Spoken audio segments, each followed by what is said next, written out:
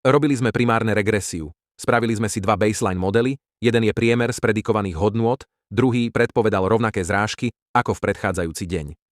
Všetky modely, čo sme skúsili, dopadli podobne a len trochu lepšie ako baseline. Najlepší model bola určite neurónová sieť, aj keď mala málo vrstiev a málo trénovacích epoch. Chyba neurónovej siete bola okolo 7 root mean squared error, čo nám pripadalo veľa, keďže baseline model bol 8. Tieto hodnoty sú dosť veľké, keďže priemerná hodnota cieľovej predikovanej hodnoty bola 2. Myslíme, že to je preto, lebo v datasete sú občasné hodnoty, kedy strašne veľa naprší, čo túto chybu vyťahuje do väčších hodnôt.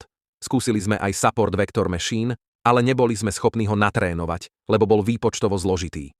Očakávame, že neurónová sieť a random forest boli najlepšie modely, lebo sú schopné modelovať komplexné chovanie a zároveň sme boli schopní tieto modely natrénovať. Hlavný problém bol, že sme dostávali veľkú chybu na natrénovaných modeloch a nevedeli sme, že či niečo robíme úplne zle, alebo je to iba charakteristika datasetu. Preto sme sa rozhodli skúsiť robiť aj klasifikáciu, ktorej hodnoty na predikciu sú tiež v našom datasete. Modely sme použili analogické k tým, ktoré sme robili pre regresiu. Pridali sme ale naive Bayes, ktorý bol prekvapivo zlý. To je asi hlavne preto, lebo sme mali veľmi veľa závislých feature, ktoré škodia naive Bayes modelu, ako napríklad slnečnosť ráno a slnečnosť popoludní. V klasifikácii sme dosiahli pozorovateľne väčší rozdiel medzi baseline modelom a našimi modelmi. Kvôli tomu, že výsledky pre klasifikáciu boli lepšie ako pre regresiu, sme usúdili, že chyba nie je asi v postupe, ale kvôli tomu, že mean squared error je strašne vychýlený pre veľké hodnoty, ktoré zriedka sú v našom datasete.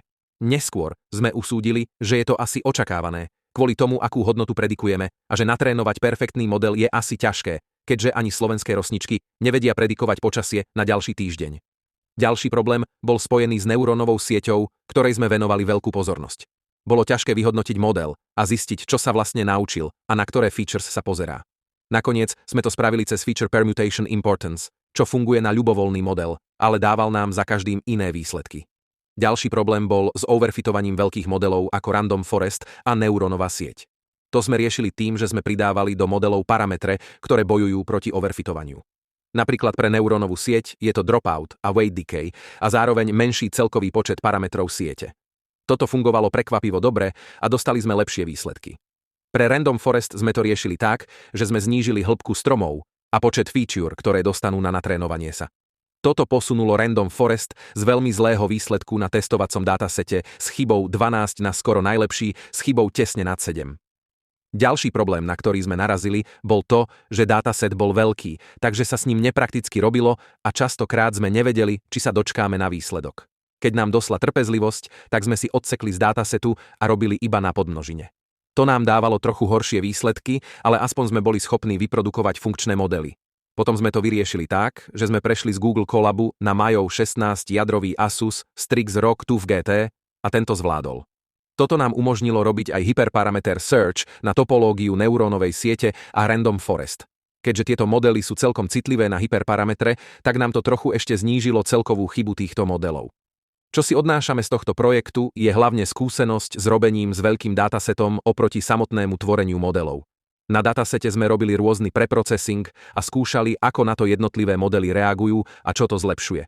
Nakoniec sme zistili, že dobré je dať neurónovým sieťam najviac feature, ako nás len napadlo, keďže sa sieť naučí, čo chce použiť a čo nie. Okrem scikit modelov je ďalšia skúsenosť, čo si odnášame. Robenie z Keras knižnicou, kde je prekvapivo jednoduché a pohodlné spraviť neurónovú sieť na regresiu a klasifikáciu.